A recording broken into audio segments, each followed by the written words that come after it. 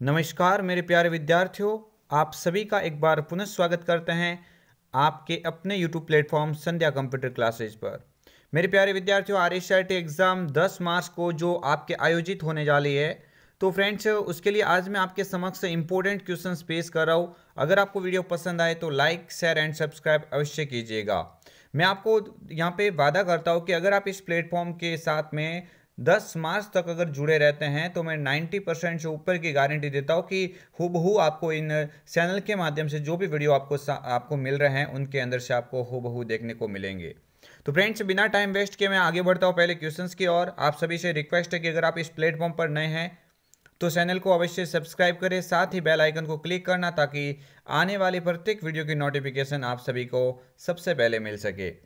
देखिए, मैं 16 चैप्टर जो RSIT के हैं उनके अंदर से जो इंपॉर्टेंट क्वेश्चंस आपको रेगुलर करवाऊंगा। तो आपके स्क्रीन के समक्ष पहला क्वेश्चन है, ईमेल से डिलीट की गई फाइलों को अस्थायी रूप से कौन स्टोर करता है। मेरे प्यारे विद्यार्थियों, कॉम्पिटिटिव एग्जाम के हिसाब से भी इंपॉर्टेंट है और RSIT एग्जाम के हिसाब से तो काफ़ी महत्वपूर्ण है।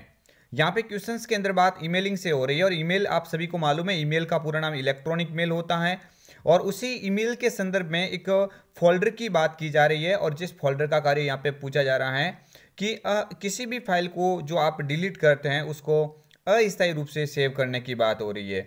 यानी आप सभी को मालूम होगा, अगर रिसाइकल बिन की बात होती है तो वो कंप्यूटर की फाइलों को डिलीट करता है, वो अस्थायी रूप से वहाँ पे सेव होती है। यहाँ पे मेरे प्यारे विद्यार्थी मेल की बात हो रही है, तो मेल में ऐसा कौन सा विकल्प है जो आपको अस्थायी रूप से जो डिलीट की गई मेल वो वहाँ पे संग्रहित स्टोर मिलती हैं। क्वेश्चंस नंबर देखिए, यहाँ पे पहले का ऑप्शंस ड्राफ्ट हैं, ट्रैश, इनबॉक्स या स्पैम। तो यहाँ पे करेक्ट आंसर हो जाएगा मेरे प्यारे विद्यार्थियों ऑप्शंस नंबर बी, ट्रैश। यानी ट्रैश का काम क्या होता है, डिलीट की गई जो मेल होती है वो इसमें अस्थायी रूप से सेव रहती है। इसके अलावा मेरे प्यारे विद्यार्थियों ड्राफ्ट की बात होती है, तो ड्राफ्ट के अंदर जो आधी अधूरी जो मेल रह जाती है वो आधी अधूरी मेल आपको कहाँ पे दिखाई देती है, ड्राफ्ट के अंदर। इसके अलावा इनबॉक्स तो आई होप आप सभी को मालूम होगा, जो भी आप मेल प्राप्त करते हैं वो सारी की सारी इनबॉक्स के अंदर ही दिखाई देती हैं। स्पैम क्या होता है, स्पैम एक अनसाय या जंक मेल का एक ऑप्शन है, यानी जहाँ पे अनसाय या जंक मेल को स्टोर किया जाता है। एक मेरे प्यारे विद्यार्थी आपको बता देता हूँ कि क्वेश्चन कई बार आता है कंट्रोल शिफ्ट के साथ एम, यानी कंट्रोल प्लस शिफ्ट के साथ में एम, इसका क्वेश्चन कई बार बना, ये न्यू ईमेल बनाने की शॉर्टकट कीज होती है। तो यहाँ पे इसका करेक्ट आंसर ऑप्शन नंबर कौन सा हो जाएगा, बी विकल्प। अगर आपको सेशन पसंद आए तो लाइक अवश्य कीजिएगा। सेकंड नंबर क्वेश्चन आपकी स्क्रीन के सामने है और ये वे क्वेश्चन है जो 16 चैप्टर जो RSIT बुक्स के निचोड़ का आप यहाँ पे आप कह सकते हैं और उसके अकॉर्डिंग मैं आपके समक्ष क्वेश्चन पेश कर रहा हूँ। कौन सी मेमोरी के डेटा को बिजली के सिग्नल से मिटाया जा सकता है। अच्छा क्वेश्चन है, मेमोरी का टॉपिक आपके अगर क्लियर होगा तो मेरे हिसाब से इसके अंदर से आपको हूबहू क्वेश्चंस देखने को मिलेगा। और फ्रेंड्स, अगर आपको कुछ डाउट है तो मैं आपको डाउट क्लियर भी करता रहूंगा। कौन सी मेमोरी है जो डेटा को बिजली के सिग्नल से मिटाई जा सकती है। तो मेरे प्यारे प्यारे विद्यार्थी, यहाँ पे रोम की बात हो रही है, यानी रीड ऑनली मेमोरी की बात हो रही है। और रोम को आप देखेंगे तो यहाँ पे 3 भागों में बांटा जा सकता है, जिसमें एक तो क्या होता है मेरे प्यारे विद्यार्थियों, पी रोम। एक का तो नाम क्या होता है, पी रोम, यानी प्रोग्रामेबल रीड ऑनली मेमोरी। दूसरे का मेरे प्यारे विद्यार्थियों क्या होता है, ईपी रोम। क्या होता है, ईपी रोम। ईपी रोम का मतलब मेरे प्यारे विद्यार्थियों होता है electrical programmable read only memory. इसके अलावा मेरे प्यारे विद्यार्थियों यहाँ पे और भी देखो, यहाँ पे ईपी रोम का मतलब होता है erasable programmable read only memory. और एक यहाँ पे डबल ई लगता है, सॉरी देखिए यहाँ पे आपको यहाँ पे याद रखना है, जहाँ पे डबल ई लगता है और डबल ई लगता है वहाँ पे इसका राइट आंसर हो जाएगा मतलब electrical erasable programmable read only memory. और ईपी रोम का क्या हो जाएगा, erasable programmable read only memory. तो यहाँ पे बिजली के सिग्नल से बात हो रही है, इसका मतलब आपको डबल ई वाला ऑप्शन करेक्ट करना है। यहाँ पे अगर आपको अल्ट्रा वायोलेट यानी यूवी किरणों से आपको अगर मिटाने की बात करते तो यहाँ पे ईपी रोम करते, अदरवाइज यहाँ पे इसका राइट आंसर हो जाएगा EEPROM, यानी electrical erasable programmable read only memory. केवल प्रोग्राम लिखने की बात करें तो मेरे प्यारे विद्यार्थियों, प्रोग्राम जो होता है उस प्रोग्राम को मतलब पढ़ने की बात करें तो यहाँ पे प्रोग्रामेबल रीड ऑनली मेमोरी होती है। DRAM का पूरा नाम डायनामिक रैंडम एक्सेस मेमोरी होता है, ये भी आप लोग याद रखिएगा। इस क्वेश्चन का देखिए करेक्ट आंसर हो जाएगा ऑप्शन नंबर डी, EEPROM। आगे बढ़ते नेक्स्ट क्वेश्चन आपकी स्क्रीन के सामने। मेरे प्यारे विद्यार्थियों, आप सभी से रिक्वेस्ट है इस वीडियो को आप भी अपने दोस्तों के साथ में ग्रुप में अवश्य शेयर कीजिए। अब देखो यहाँ पे क्वेश्चन नंबर यहाँ पे आपके स्क्रीन के सामने है। विंडोज 10 में किसी भी ऑब्जेक्ट का स्क्रीनशॉट लेने के लिए निम्न में से किसका उपयोग किया जाता है? अच्छा क्वेश्चन है एग्जाम पॉइंट ऑफ व्यू से। विंडोज 10 में किसी भी ऑब्जेक्ट का अगर आप स्क्रीनशॉट लेना चाहते हैं, मेरे प्यारे विद्यार्थी तो ध्यान से देखिए, स्क्रीनशॉट की बात हो रही है, तो स्क्रीनशॉट लेने के लिए आपको विंडोज 10 के अंदर विकल्प मिलेगा जिसका नाम है स्निपिंग टूल्स। यानी ये स्निपिंग टूल्स होता है, ये क्या प्रदान करता है आपको? स्क्रीनशॉट। यानी अगर आप कंप्यूटर में स्क्रीनशॉट लेना चाहते हैं तो विंडोज 10 की कौन सी एप्लीकेशन यूटिलिटी आप उपयोग में लेंगे? तो यहाँ पे करेक्ट आंसर हो जाएगा स्निपिंग टूल्स हो जाएगा, ऑप्शन नंबर सी। आगे बढ़ते नेक्स्ट क्वेश्चन आपकी स्क्रीन के सामने, पोर्ट्रेट और लैंडस्केप क्या है? अच्छा क्वेश्चन है, एग्जाम पॉइंट ऑफ व्यू से कई बार क्वेश्चन आया हुआ है। देखिए ये पोर्ट्रेट और लैंडस्केप क्या होता है, तो आपको याद रखना है पेज ओरिएंटेशन के प्रकार होते हैं। किसके प्रकार होते हैं भाई? ओरिएंटेशन के प्रकार होते हैं। ओरिएंटेशन दो तरह का होता है, एक तो पेज आप ऐसे देखते हैं और एक पेज आपको आयताकार में दिखता है। तो ये जो ऐसे दिखता है इसका नाम क्या होता है भाई? पोर्ट्रेट। और जो आयताकार में दिखता है इसको लैंडस्केप बोलेंगे। तो ये दोनों किसके प्रकार हो गए? यहाँ पे आपको याद रखना page orientation, option number C विकल्प यहाँ पे करेक्ट होगा। आगे बढ़ते नेक्स्ट क्वेश्चन आपकी स्क्रीन के सामने है। क्वेश्चन नंबर 5 है, सूचना सुरक्षा प्रबंधन प्रणाली के लिए निम्न में से कौन सी ISO मानक है? देखिए क्वेश्चंस कई बार competitive exam point of view से भी क्वेश्चंस ये देखा गया है और ये क्वेश्चंस आपके एग्जाम में बिल्कुल देखने को मिल सकता है। तो आपको याद रखना है जब सूचना सुरक्षा प्रबंधन प्रणाली की बात हो जाती है तो ISO कौन सा राइट हो जाएगा? ISO, international standard for organisation. यानी आपको याद रखना है कि इसका करेक्ट आंसर हो जाएगा 27001, ISO 27001 हो जाएगा। आगे बढ़ते हैं नेक्स्ट क्वेश्चन आपकी स्क्रीन के सामने, विंडोज 10 में brightness, speaker volume, battery status और वायरलेस नेटवर्क, स्क्रीन रेजुलेशन आदि के लिए किस ऑप्शंस का उपयोग किया जाता है? भाई आपको ये जो विकल्प आपको आपके सामने जो दिखाई दे रहे हैं ना, ये सभी विकल्प किस ऑप्शंस के अंदर आपको मिलेंगे? तो आपको याद रखना है ये सारे के सारे विंडोज मोबिलिटी सेंटर का भाग होते हैं। यानी यहाँ से ये क्वेश्चंस देख लो, जब भी ब्राइटनेस की बात होती है, स्पीकर के वॉल्यूम की बात होती है, बैटरी की स्टेटस की बात होती है, वाईफाई की बात होती है, स्क्रीन के रेजुलेशन की बात होती है, ये जो विकल्प आप देख रहे हैं ये विकल्प आपको अगर आप सेटिंग करना चाहते हैं तो विंडोज मोबिलिटी सेंटर का उपयोग करेंगे। यानी इस क्वेश्चंस का करेक्ट आंसर क्या होगा? यहाँ पे क्वेश्चन करेक्ट आंसर हो जाएगा option number C, windows mobility centre. Next आगे बढ़ेंगे, क्वेश्चंस आपकी स्क्रीन के सामने है। अच्छा क्वेश्चन है, विंडोज 10 में वेब ब्राउजर के रूप में किसका उपयोग किया जाता है? अच्छा क्वेश्चन है, तो आपको याद रखना है विंडोज 10 के अंदर ऐसा कौन सा वेब ब्राउजर है जो डिफॉल्ट रूप से उपयोग किया जाता है? वैसे तो काफ़ी सारे होते हैं लेकिन विंडोज 10 के साथ में लॉन्च हुआ है, उसका नाम क्या है? Microsoft Edge. क्या हो जाएगा? Microsoft Edge. Google Chrome, opera mini और यूसी वेब ये भी सभी वेब ब्राउजर के ही उदाहरण हैं। लेकिन आपको याद रखना है विंडोज 10 की बात हो रही है डिफॉल्ट रूप से, तो यहाँ पे माइक्रोसॉफ्ट एज आपको करेक्ट करना पड़ेगा।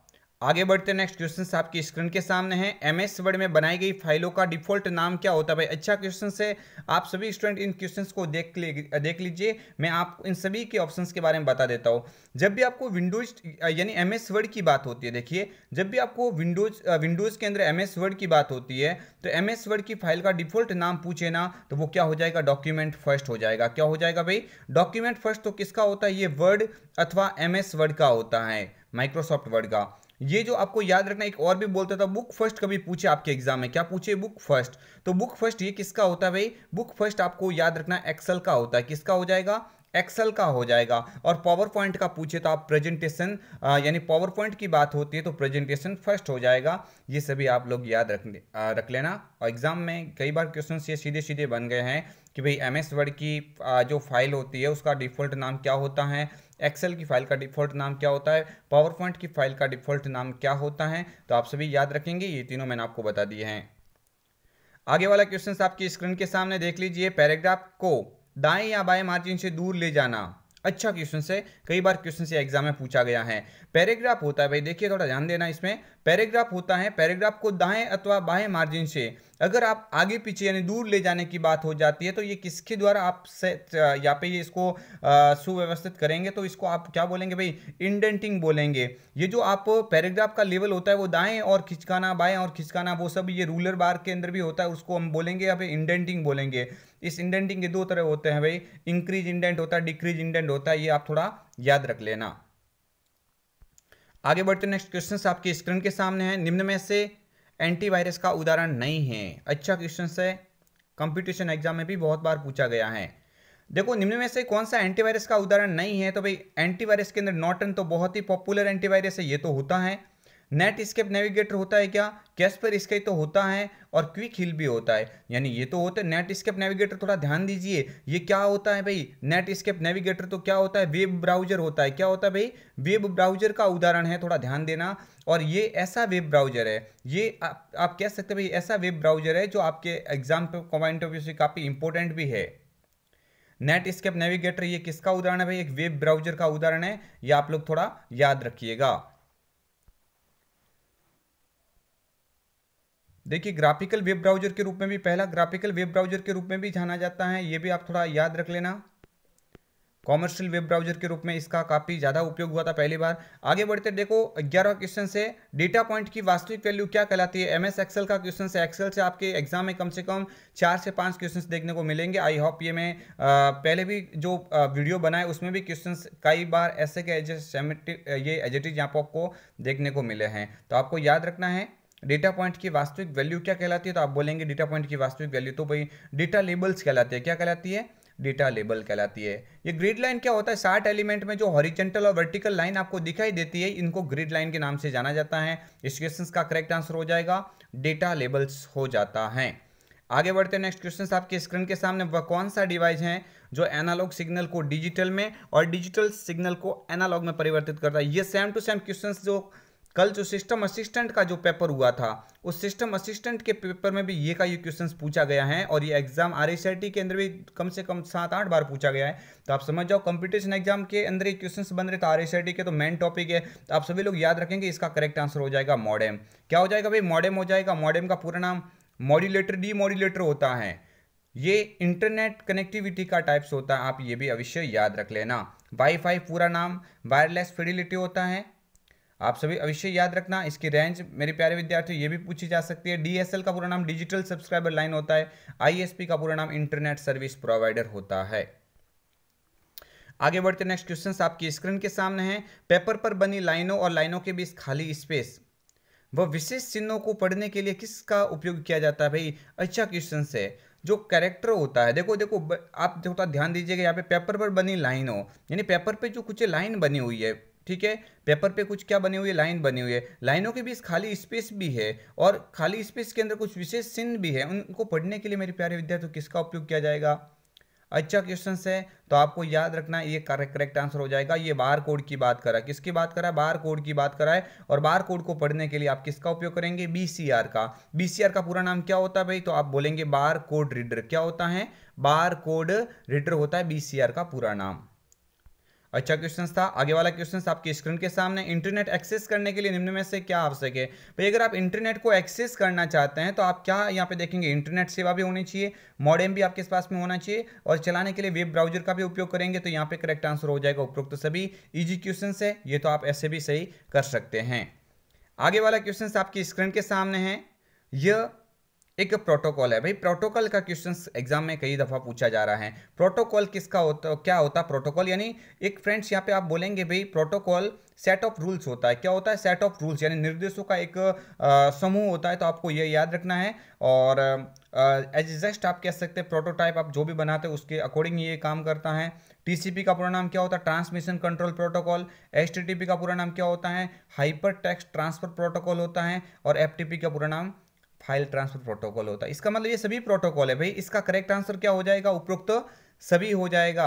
ये TCP क्या करता है, तो भाई आपको याद रखना है, ये ट्रांसमिशन कंट्रोल प्रोटोकॉल, यानी जो यहाँ पे आपको ट्रांसपोर्ट लेयर के ऊपर जो भी डेटा पैकेट आपको शेयर किया जाता है, तो उसके अंदर ये आपको एडवांस टॉपिक के अंदर देखने को मिलेगा। फिलहाल के लिए आप याद रखना TCP एक प्रोटोकॉल का उदाहरण है। HTTP ये वेब ब्राउजर के ऊपर देखो किसी कंटेंट को खोजने के लिए आपको याद रखना है, ये जो भी टेक्स्ट ट्रांसफर करते हैं इसी का उपयोग होता है। और फाइल ट्रांसफर प्रोटोकॉल यहाँ पे ऑप्शन C, यानी ये सभी के सभी प्रोटोकॉल है। इसका मतलब उपरोक्त सभी यहाँ पे करेक्ट आंसर होगा। आगे बढ़ते नेक्स्ट क्वेश्चन, निम्न में से कौन सा ईमेल से संबंधित फोल्डर नहीं है भाई। अच्छा क्वेश्चन से, तो ईमेल से संबंधित फोल्डर कौन सा नहीं होता है, सेंट मेल, ड्राफ्ट, स्पैम या कंपोज। तो आपको याद रखना भाई, कंपोज कोई फोल्डर थोड़ी ना होता है, कंपोज तो एक ईमेल बनाने का ऑप्शंस होता है भाई। कंपोज के ऊपर तो आप क्लिक करते हुए क्या कर सकते हैं, न्यू मेल बना सकते हैं। तो ये फोल्डर थोड़ी ना हुआ। तो यहाँ पे ऊपर वाले तीनों फोल्डर है, लेकिन कंपोज कोई फोल्डर नहीं, ये तो एक ऑप्शंस होता है जिसके ऊपर क्लिक करते हुए आप नई ईमेल तैयार कर सकते हैं।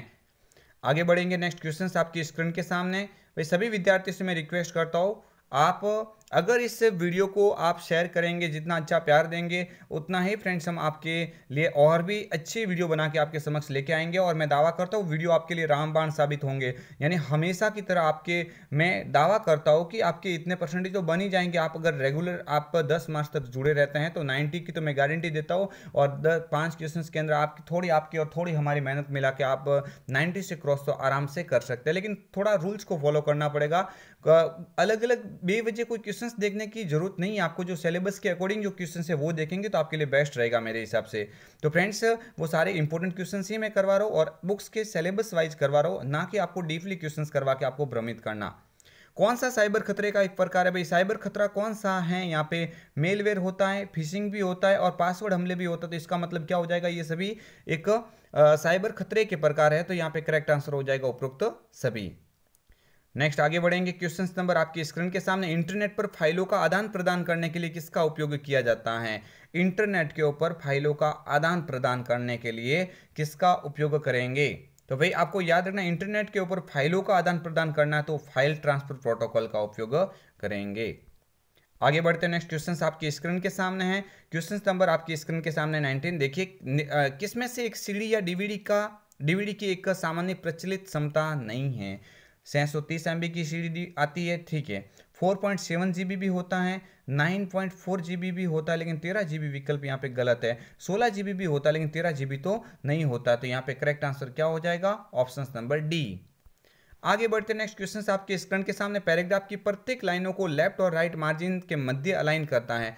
पैराग्राफ होता है, उसके प्रत्येक जो लाइन होती है उसको लेफ्ट और राइट दोनों साइड से समान मार्जिन देता है। तो ये काम कौन करेगा भाई, जस्टिफाई की शॉर्टकट की क्या होती है, तो आप बोल देना कंट्रोल के साथ में जे होती है। क्या होती है भाई, कंट्रोल के साथ में जे। ऑप्शन नंबर बी यहाँ से करेक्ट आंसर इसका हो जाएगा।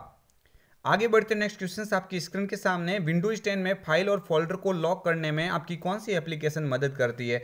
आप अगर विंडोज 10 के अंदर भाई विंडोज 10 के अंदर आप चाहते हैं कि मैं किसी फोल्डर को लॉक करूं, तो फोल्डर को लॉक करने का विकल्प कौन प्रदान करेगा आपको, कौन सा एप्लीकेशन सॉफ्टवेयर यूज करेंगे आप, फोल्डर लॉक वाला, यानी ऑप्शन नंबर इसका ए यहां से ही करेक्ट हो जाता है।